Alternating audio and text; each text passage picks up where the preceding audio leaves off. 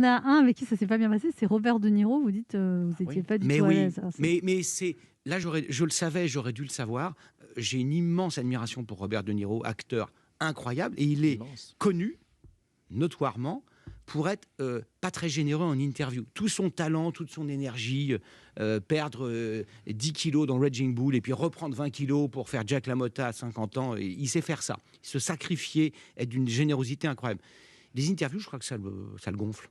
Et donc, il arrive pour un film avec Michel Pfeiffer, Malavita, me semble-t-il, qui est un film pas super génial, extraordinaire. Qui n'a pas marché. Mais on m'avait dit, j'avais aucune obligation de les inviter. Michel Pfeiffer, Robert De Niro dans le journal de 20 Oh heures. là là. Franchement, C'est classe.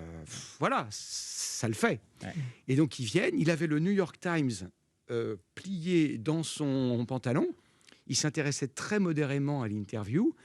Et j'essayais de réveiller la bête. On parlait d'animal. Ouais. Bah, l'animal était assoupi, quoi, un petit peu, et ça l'intéressait pas tellement. Et donc, j'ai cru comprendre qu'il n'avait pas forcément beaucoup d'estime pour le film dans lequel il avait joué. Enfin, c'est mal embouché.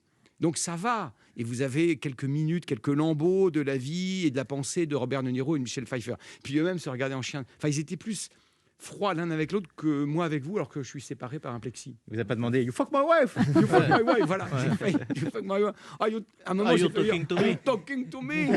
Please don't talk to me like that. Et ça n'a pas marché.